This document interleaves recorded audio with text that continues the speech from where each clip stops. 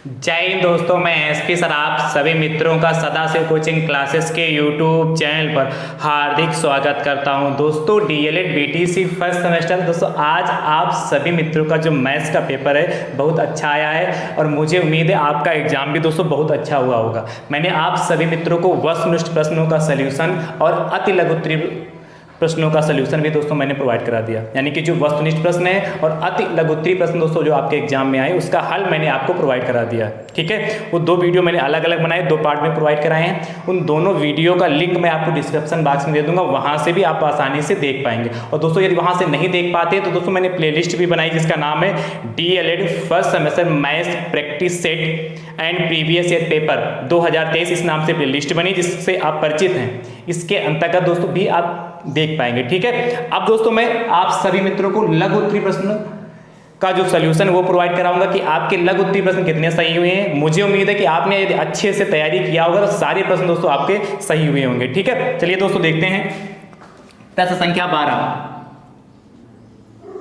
ठीक है दोस्तों, आप इस वीडियो को इतना ज्यादा शेयर कर दीजिए कि डीएलएड के फर्स्ट सेमेस्टर के जितने भी प्रशिक्षु एग्जाम दे के आए उन सभी प्रशिक्षुओं तक दोस्तों यह वीडियो पहुंच सके। ठीक है, चलिए ध्यान से देखिएगा। प्रश्न संख्या दोस्तों 12 आपसे कह रहा है एक बगीचे की लंबाई एक बगीचे की लंबाई 115 मीटर तथा चौड़ाई एक बगीचे की लंबाई 115 मीटर तथा चौड़ाई 45 मीटर है। 45 मीटर है। आगे दोस्तों आपसे कहता है तो बगीचे को चारों ओर घेरने के लिए बगीचे को चारों ओर घेरने के लिए कितने मीटर तार की आवश्यकता होगी। चारों ओर घेरने के लिए कितने मीटर तार की आवश्यकता होगी। कितने मीटर तार की आवश्यकता होगी। ध्यान समझिएगा, आपसे कह रहा है एक बगीचे की लंबाई 115 मीटर है और चौड़ाई 45 मीटर है, तो बगीचे को चारों ओर घेरने के लिए कितने मीटर तार की आवश्यकता होगी। अच्छा, बगीचे को चारों ओर से यदि घेरोगे तो क्या होगा, उसका परिमाप पूछ रहा है। और दोस्तों है क्या दोस्तों, आपके पास बगीचा कैसा है, आयताकार होगा, क्योंकि दोस्तों उसकी लंबाई और चौड़ाई, लंबाई ज्यादा चौड़ाई कम यानी कि आयत होगा। दोस्तों क्या लिखेंगे, क्या दिया है, दिया है बगीचे की लंबाई और लेंथ होता है इसलिए एल से मान लेंगे कितनी, 115 मीटर। ठीक है, फिर लिखोगे बगीचे की चौड़ाई बी विड्थ बराबर दोस्तों 45 मीटर, 45 मीटर हो गया। ठीक है, आपसे कह रहा है तो बगीचे को चारों ओर से घेरने के लिए कितने तार की आवश्यकता होगी। दोस्तों लिखेंगे बगीचे को चारों ओर से घेरने के लिए तार की लंबाई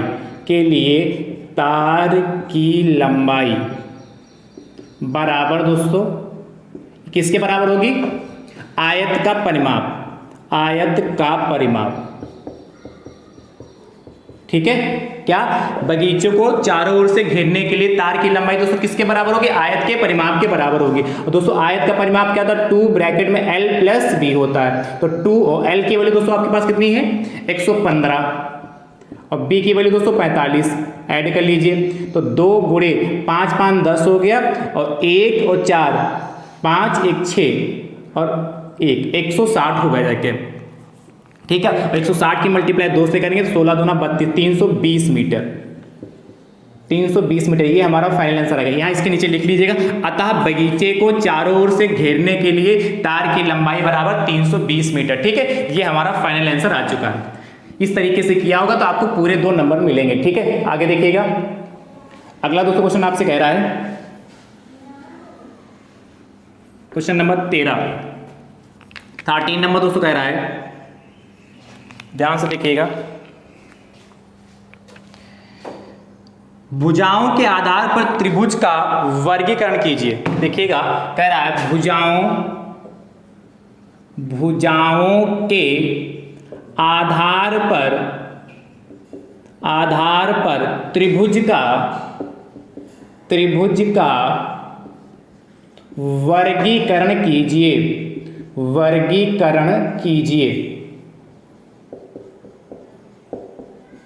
अच्छा प्रश्न, ध्यान से देखिएगा। कैसे करेंगे इसको?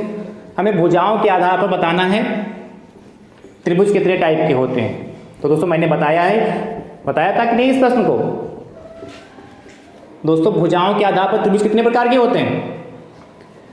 दोस्तों लिखिएगा, भुजाओं के आधार पर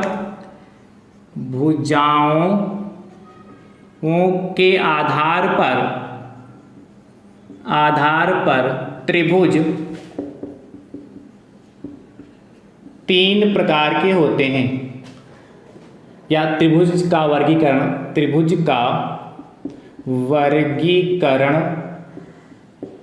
3 प्रकार से होता है। 3 प्रकार से होता है। ठीक है, आप हेडिंग डाल के लिखे होंगे ना, भुजाओं के आधार पर त्रिभुज का वर्गीकरण, फिर उसमें लिखा होगा भुजाओं के आधार पर त्रिभुज का वर्गीकरण 3 प्रकार से होता है। दोस्तों पहला देखिएगा, पहला दोस्तों जो आपका होता है भुजाओं के आधार पर समबाहु त्रिभुज। दूसरा दोस्तों आपका जो होता है समद्विबाहु त्रिभुज। और तीसरा दोस्तों जो आपका होता है विषमबाहु त्रिभुज। ठीक है, आप बारी बारी से इसके बारे में लिखना भी है, तो पहली हेडिंग डाल के आपको क्या लिखना? समबाहु त्रिभुज। ठीक है, देखिए समबाहु त्रिभुज क्या होता है, लिखेंगे ऐसा त्रिभुज जिसकी सभी भुजाएं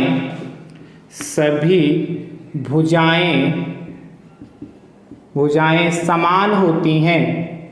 समान होने का मतलब, या कहें सभी भुजाएं बराबर होती हैं, ये भी कह सकते हैं। समबाहु त्रिभुज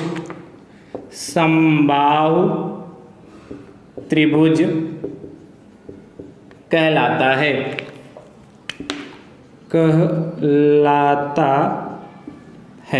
कह रहा ऐसा त्रिभुज जिसकी सभी भुजाएं समान होती या कहें बराबर होती हैं, समबाहु त्रिभुज कहलाता है। नाम से इस पर सम माने समान, बाहु माने भुजा। ऐसा त्रिभुज जिसकी सभी भुजाएं समान हो। जैसे एग्जांपल ले लेते हैं, चित्र के माध्यम से भी बना के दिखाइएगा। ABC, मुझे उम्मीद है चित्र भी बनाया होगा। ये तीनों भुजाएं आपस में बराबर हो, यानी इसके नीचे लिखिएगा AB बराबर BC बराबर CA। ये दोस्तों हमारा समबाहु त्रिभुज का चित्र होगा, ये लिखना। दूसरी दोस्तों हेडिंग जो आपकी पड़ेगी, दूसरी क्या पड़ेगी? समद्विबाहु।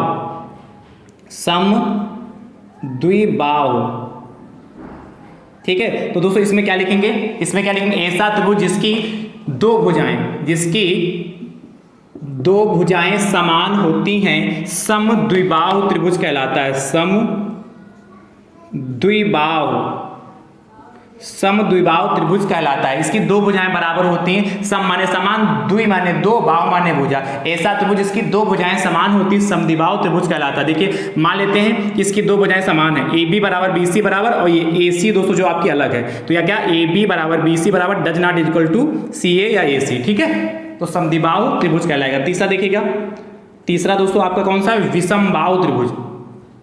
तो दोस्तों तीसरी हेडिंग डालिएगा, विषमबाहु त्रिभुज। इसमें लिखिएगा दोस्तों ऐसा त्रिभुज जिसकी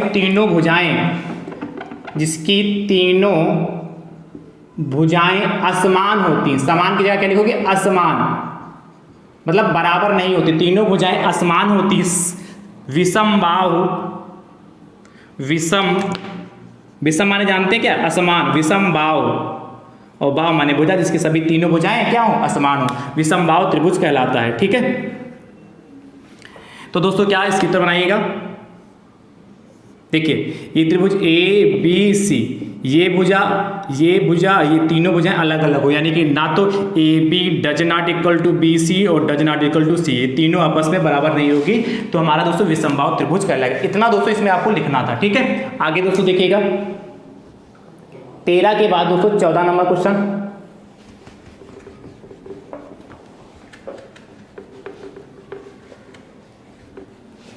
फोर्टीन नंबर क्वेश्चन दोस्तों देखिएगा।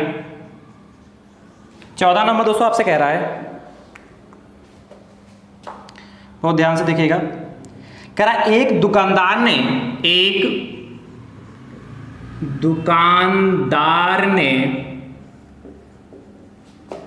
रुपये 1500 का कोट 25%, रुपये 1500 का कोट 25% छूट, 25% छूट देकर बेचा। ठीक है, आगे दोस्तों आपसे कहता है बताइए कोट कितने में बेचा, बताइए कोट कितने में बेचा। देखिएगा ध्यान से, अच्छा प्रश्न ये भी है और आसान है, प्रतिशत से संबंधित प्रश्न है, ध्यान से देखिएगा। और दोस्तों वीडियो को अपनी अपनी तरह से शेयर जरूर करते रहिए। ठीक है, चलिए कह रहा है दोस्तों एक दुकानदार ने 1500 रुपये का कोट 25% की छूट देकर बेच दिया। ठीक है, तो बताइए कोट कितने में बेचा। तो दोस्तों क्या दुकानदार ने क्या किया, 1500 का जो कोट था 25% की छूट में बेच दिया। तो दोस्तों कोट दिया क्या है, कोट का मूल्य दोस्तों कितना है, 1500 रुपये। और दोस्तों छूट कितनी है, छूट दोस्तों कितनी है, 25% की। ठीक है, 25% की छूट है, यानी कि दोस्तों उसने कितने पे बेचा होगा, 75% पे बेचा होगा। तो दोस्तों क्या लिखेंगे, ध्यान से देखिएगा दोस्तों, लिखेंगे क्या यहां पर, नोट करिए, अभी बताता हूं मैं, लिखिए। तो दोस्तों क्या कह रहा है, तो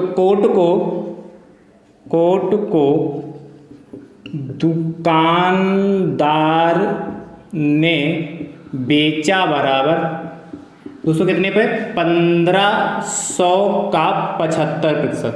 अब कहेंगे सर ये कहां से आ गया, देखिए 25% की छूट थी, तो दोस्तों कितने पे बेचा होगा, 75% पे ही बेचा, क्यों, 100 होता है। देखिए ध्यान से, बेचा बराबर कोट ऐसे लिख लीजिए, कोट बेचा बराबर, या कोट दुकानदार ऐसे लिखिए, कोट दुकानदार ने बेचा बराबर प्रतिशत में। देखिए आपको पता 100% होगा भाई, कोई चीज़ 100% पे होती, उसमें 25% की छूट हो गई, तो दोस्तों कितने का बचा, 75% का, यानी कि उसने 75% पर उस कोट को बेचा। जब 75% पर बेचा दोस्तों, तो 1500 का 75%, और 75 का मतलब दोस्तों 75 रहा, और प्रतिशत का मतलब 1/100, काट लीजिए। देखो 2 जीरो से 2 जीरो कट गए, 15 से मल्टीप्लाई कर लीजिए, तो 15 बचे 75, हासिल आए 7, और 15 छक्का 90, 15 सत्ती 105, 105 और 7 112, 105 107 112, तो 1125 रुपये में उसने बेचा। तो नीचे इसके लिख दीजिए, अतः दुकानदार ने कोट को 1125 रुपये में बेच दिया। क्या लिखोगे, अतः दुकानदार ने कोट को 1125 रुपये में बेच दिया। ठीक है,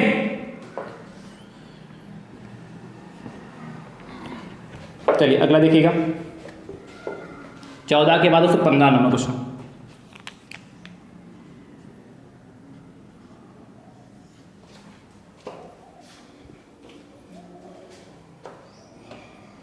15 नंबर दोस्तों आपसे कहता है दो संख्याओं का महत्तम समापवर्तक, दो संख्याओं का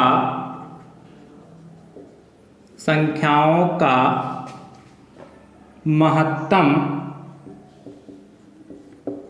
समापवर्तक मतलब मासा की बात कर रहा है, और लघुत्तम समापवर्तक और लघुत्तम डायरेक्ट मैं लासा मासा लिख दूं, थोड़ा आसान हो जाएगा, आप समझ गए ना। दो संख्याओं का मासा और लासा, ठीक है। लघुत्तम समापवर्तक, महत्तम समापवर्तक क्रमशः 5 और 175 है, 5 और 175 है। आगे दोस्तों आपसे कहता है यदि दो संख्याओं का अनुपात, यदि दो संख्याओं का अनुपात 5:7 है, 5:7 है, तो बड़ी संख्या का मान बताइए। तो बड़ी संख्या का मान, तो बड़ी संख्या का मान बताइए। अब ध्यान समझिए कैसे करेंगे इसको। अच्छा प्रश्न ये भी है और आसान भी है, थोड़ा सा दिमाग लगाया होगा तो 2 में 2 नंबर ही देके जाएगा। ध्यान से देखिएगा क्या कह रहा है।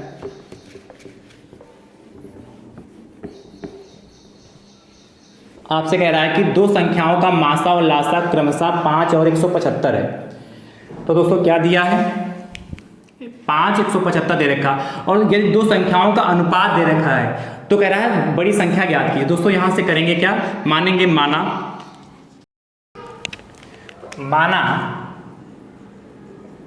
बड़ी संख्या बराबर,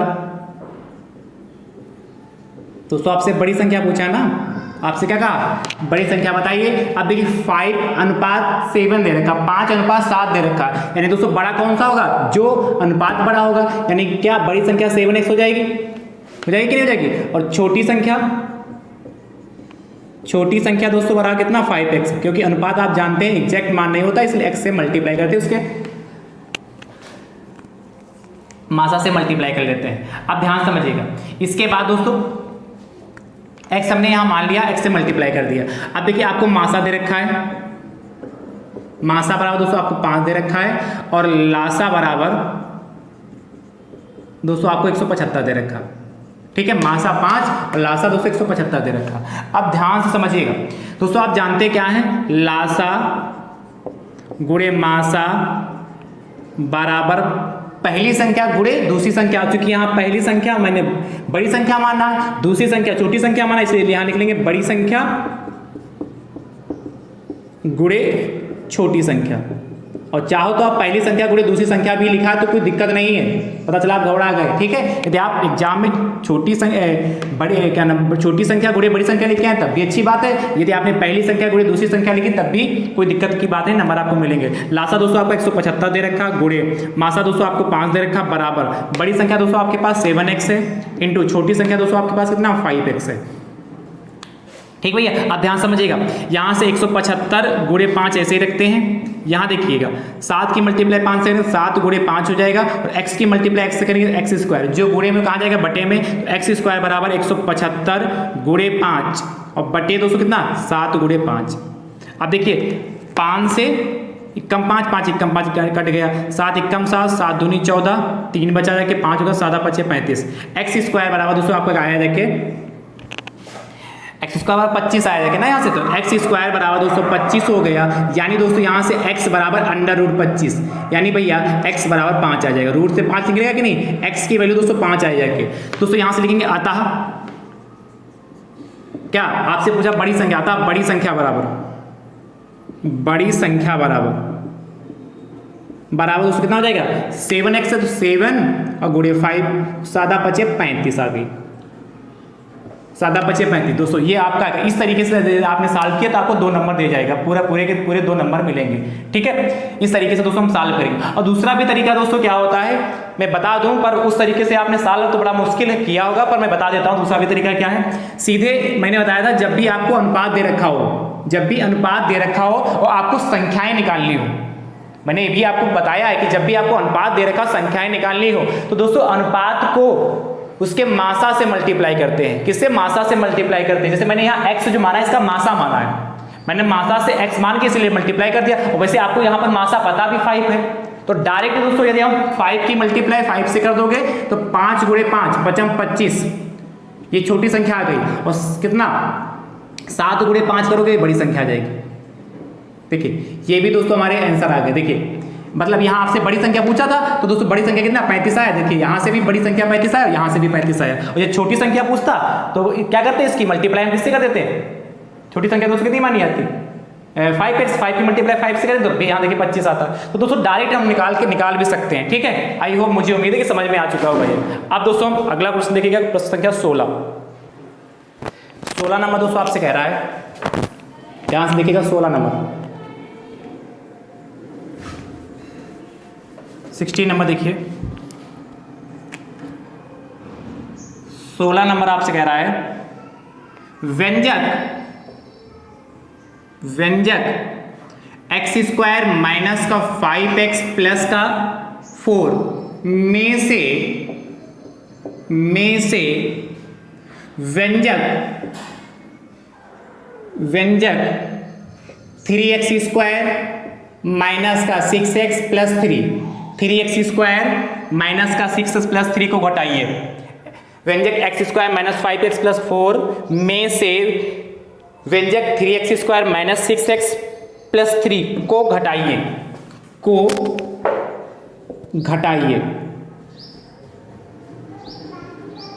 ठीक है, चलिए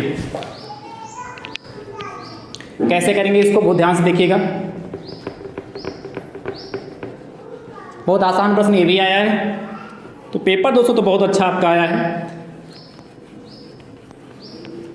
और मुझे उम्मीद है सभी लोगों का पेपर दोस्तों बहुत बेहतरीन हुआ होगा। ध्यान से देखिए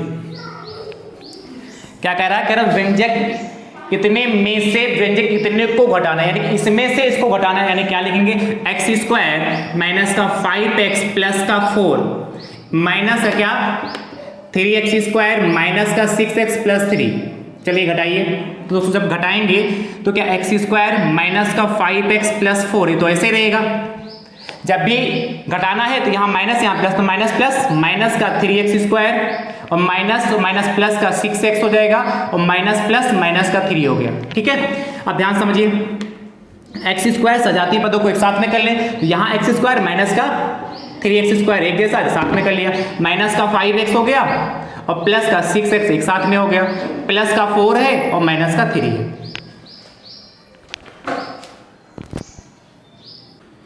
आंसर लिखिएगा। देखिए एक्स स्क्वायर माइनस का 3x स्क्वायर तो माइनस का 2x स्क्वायर बचा, माइनस का 5x प्लस का 6x यानी कि प्लस का सिर्फ x बचेगा ना, और प्लस का 1। ये दोस्तों हमारा फाइनल आंसर आ गया। तो कितना आसान था। सेकेंड लास्ट क्वेश्चन, ध्यान से देखिएगा 17 नंबर। 17 नंबर दोस्तों आपसे कह रहा है विजातीय व्यंजक किसे कहते हैं? विजातीय व्यंजक किसे कहते हैं? आप ध्यान समझिएगा, विजातीय व्यंजक किसे कहते हैं लिख लिए। इसमें आपको थोड़ी सी लैंग्वेज लिखनी थी और एक या दो एग्जाम्पल दे देते, बस आपको पूरे नंबर मिल जाते।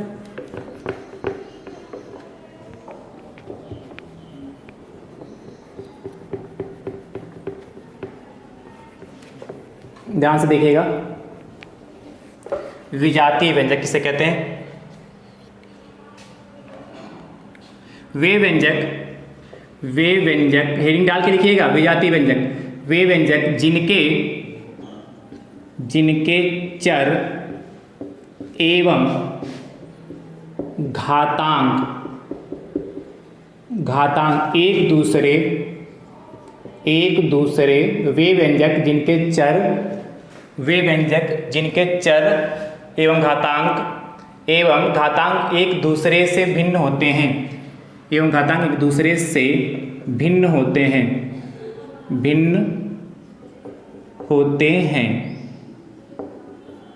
क्या? वे व्यंजक जिनके चर एवं उनके घातांक एक दूसरे से भिन्न होते हैं, विजातीय व्यंजक कहलाते हैं। विजातीय व्यंजक कहलाते हैं।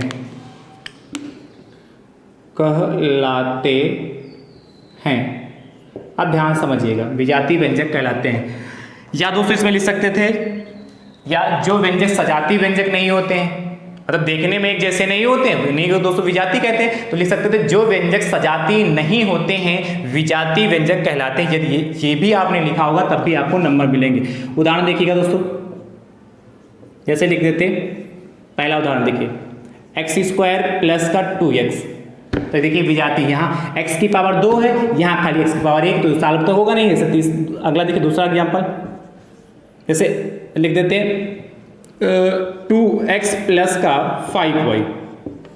तो ये भी देखिए विजातीय है कि नहीं? यहाँ x यहाँ y, ये तो वेरिएबल अलग अलग है। दो एग्जाम्पल ऐसे लिख देते हैं, आपको पूरे नंबर मिल जाते हैं। अंतिम प्रश्न दोस्तों देखिएगा, लास्ट क्वेश्चन। अंतिम प्रश्न दोस्तों कह रहा है 18 नंबर, देखिएगा, कह रहा है अजय के घर से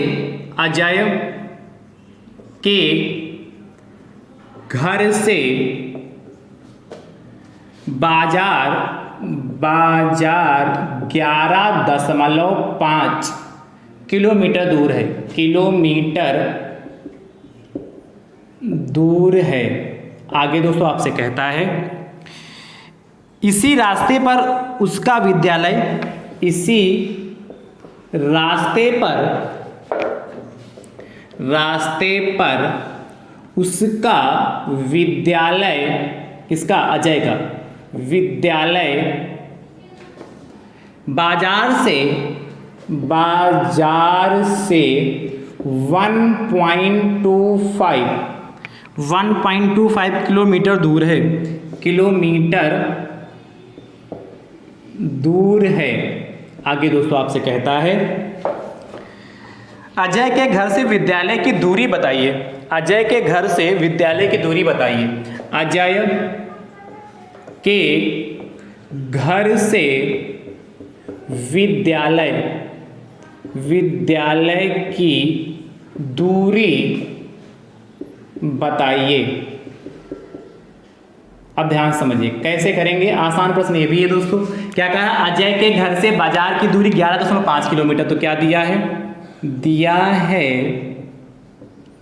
अजय के घर से बाजार की दूरी बराबर दोस्तों 11.5 किलोमीटर। आगे दोस्तों आपसे कहता है और विद्यालय से बाजार इसी रास्ते पर उसका विद्यालय बाजार से 1.25 किलोमीटर दूर है। तो लिखेंगे बाजार से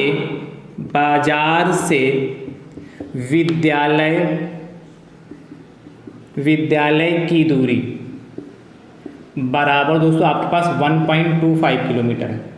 थोड़ा समझिए चित्र के माध्यम से। जैसे मान लेते हैं ये यहाँ बिंदु ए पर ये अजय का घर है, ठीक है। यहाँ से बाजार दोस्तों कह रहा है 11.5 किलोमीटर है, और यहीं से आप दोस्तों कह रहा है बाजार से आगे दोस्तों 1.25 किलोमीटर की दूरी पर दोस्तों क्या है? उसका स्कूल है।